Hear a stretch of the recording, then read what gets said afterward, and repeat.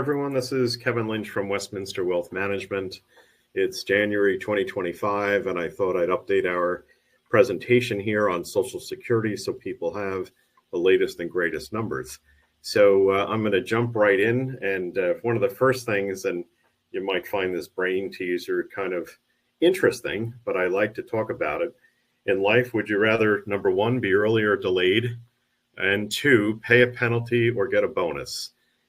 What I mean by this will become more apparent as we go through the presentation, but for now, keep that in mind. It's kind of a fun little way to look at this going forward. Okay, we're going to talk about Social Security and what baby boomers need to know about their retirement income. I think this is a really important topic. You notice below my name there, it says President, Somerset County Chapter of the Society for Financial Awareness. That's because I do this presentation many times in the library. And I do represent a not-for-profit when I do that. And that not-for-profit is SOFA. SOFA is dedicated to doing financial education across the country. And I'm one of the chapters in New Jersey. It was actually started in San Diego, California by Jim Chilton. And he has a chapter there. And I think there's over 80 chapters across the country at this point in time. But today I'm talking on this little webinar here to get this out to the folks who can't necessarily come see me in person, but want to know about the subject matter. That being said, I do have to give a required disclosure. I am a licensed individual. I work with First Heartland Capital. They're my broker-dealer. First Heartland Capital and Westminster Wealth Management, totally different companies, totally separate companies, but I am obligated to let you know about First Heartland.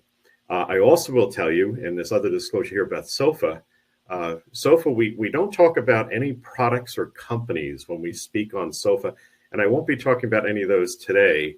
I'm just going to explain kind of how the Social Security system works and how you can benefit yourself by knowing a little bit more about the system and how to put forth a claiming strategy for either yourself or your spouse and yourself.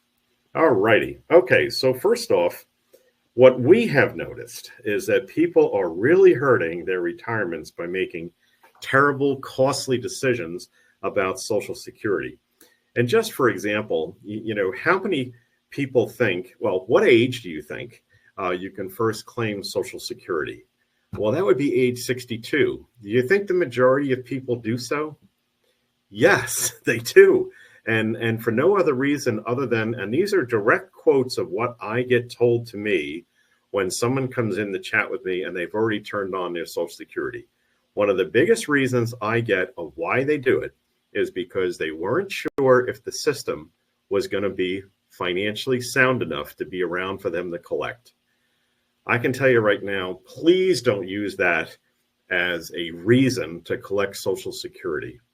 I think perhaps the best reason I've heard people collecting Social Security age 62 is because they need the money. Okay, I get that reason. I get that. Okay, but let me just, and I'm intended to go through this presentation and show you why it's a good idea that you might want to think about waiting.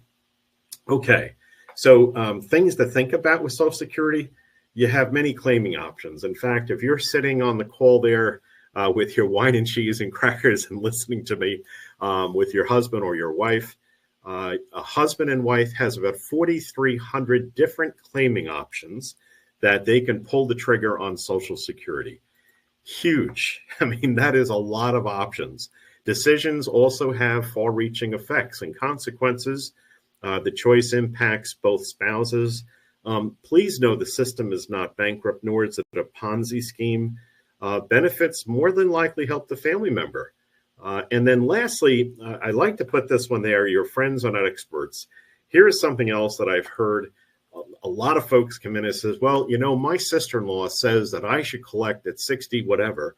And I just stop and I said, well, what does your sister-in-law do? Fully expecting to hear that, they're a financial advisor and they have a perspective on how this is done because they have a certain amount of expertise and have done research and are very informed on the subject matter, only to find out that their sister-in-law is a stay-at-home mom. I have no issues with stay-at-home moms, believe me, but I don't go get my dental work done in the garage with a drill. I go to a dentist. So when it comes to claiming your Social Security, I would make sure that you go to a subject matter expert on it and not your friends who have an opinion. They have an opinion of what to do. Let me just tell you, they know anything about your financial world. And perhaps they know nothing about your health status. And perhaps they know nothing about your need for income or not need for income. Or they know nothing about the pensions that you're going to get. There's just so many different elements that go into it than just haphazardly saying, oh, you should just turn on at X. So please, don't use your friends as experts. Use your friends as friends. That's what my coaching would be there. Okay, so what do baby boomers want to know? Well, firstly, will Social Security be there for me? I think at the end of this presentation, you realize it will be. Okay, so that again, I already talked about this. It's not a reason to collect Social Security. How much can I expect to receive? Hugely important. You got to understand the formula if you want to try to improve your take from Social Security. Legitimately, I'm not doing anything here that's illegal, but there are just some certain things you can do to get more in your check. When should I apply for Social Security?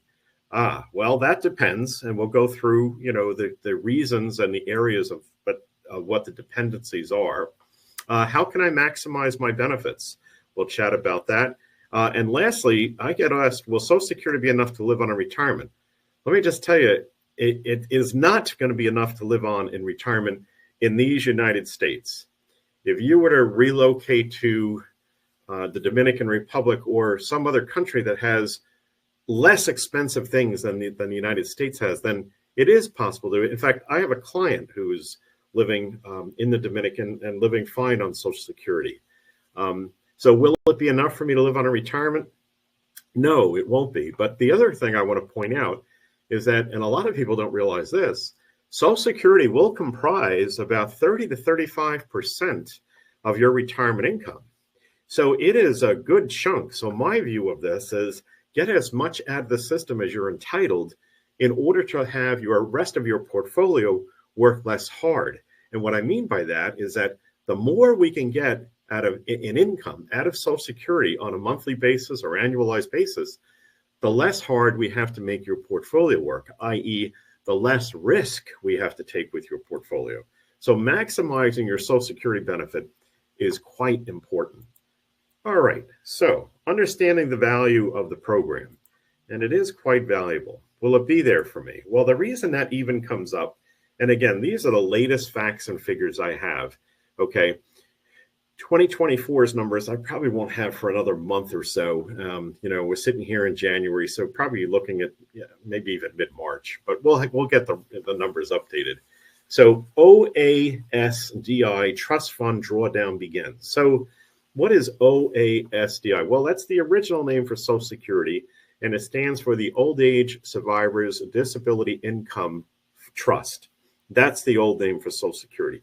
So if you look to see what's going on here, the trust fund balance, 12/31/22, is about 2.8 trillion. There's the 23 results. I call that the gazintas and the gazoutas. And the gazoutas were more than the gazintas. In other words, more went out to pay benefits from the system than the income collected in. And this is a big deal.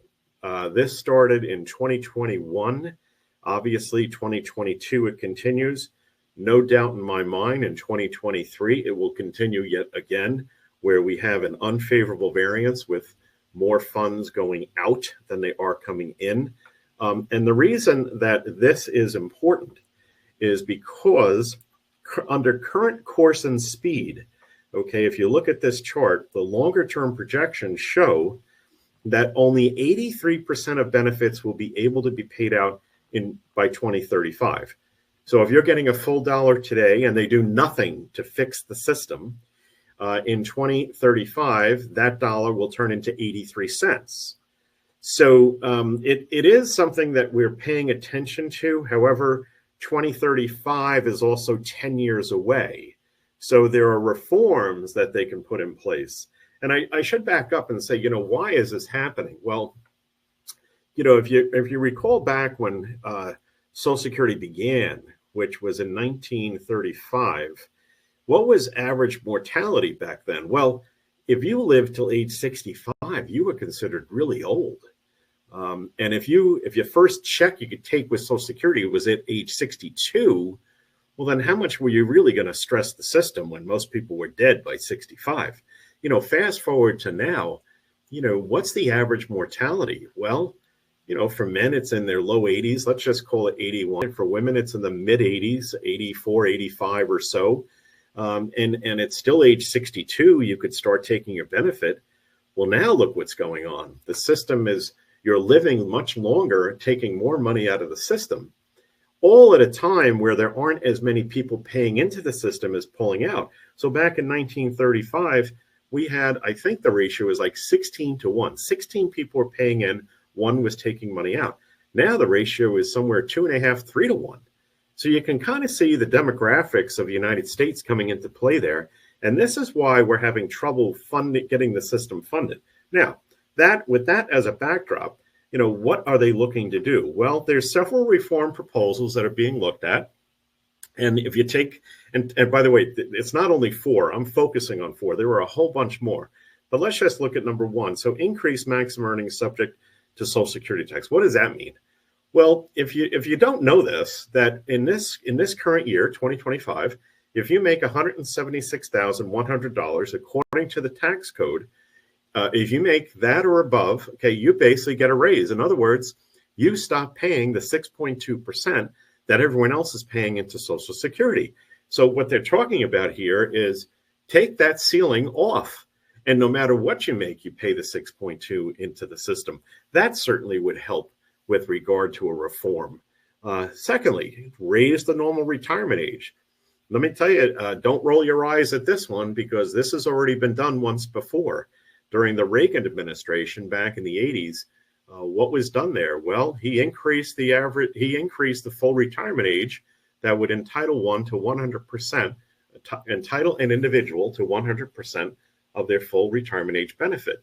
So back then, full retirement age was age 66. And then what he did is that if you were born after 1960, he made your full retirement, well, not him, Congress made your full retirement age at 67. And the way they got from 66 to 67, they had kind of this ladder, this step approach. So for example, if you were born in 1957, your full retirement age was 66 and 6 months. If you're born in 1958, it was 66 and 8 months. So you got up to 67. I think this has legs. And why I say that is because number 1, it's been done before. And number 2, people are living longer. So pick a year, 1990. I don't think, if you're born in 1990, your full retirement age is going to stay at 67. I think it's probably going to move out till 70. And why not 68? Well, like I said, people are living longer and there's less people paying in. So I think those that are paying in now are probably going to have to find a year of birth that everyone's happy with. Not everyone's going to be happy with, by the way. Maybe it's 1995, but I think they are going to increase the normal retirement age for folks born in the 1990s or beyond. Okay. That is to say, by the way, that those who are boomers on the phone here listening now, I don't think your full retirement age is going to be impacted at all. The third one, lower benefits for future retirees. Well, that's always a possibility. There have been years where the cost of living adjustment, I'm jumping into number 4, the cost of living adjustment has been 0, but lower benefits for retirees. So, maybe what they do is, I said 83% or whatever it is. Let me just go back. So, 83% of benefits. Well, maybe what they do is they don't ever get it up to 100, they get it up to 95%. I just don't think that's going to happen. And then lastly, cost of living adjustments. There have been years, by the way, that the cost of living adjustment has been 0. So that is something that has been done before, where the cost of living adjustment has been decreased to be 0. Now, this year, 2025, it's a 2.5% increase. Last January was a 3.6% increase. The year before that. So the last 4 or 5 years, there have been increases. In fact, in 2021, I think the increase was 8.7%, or maybe that was 22. So it's normally something that occurs that is a cost of living adjustment, but not always. Okay, normally occurs, but not always. So there have been years where it has not occurred.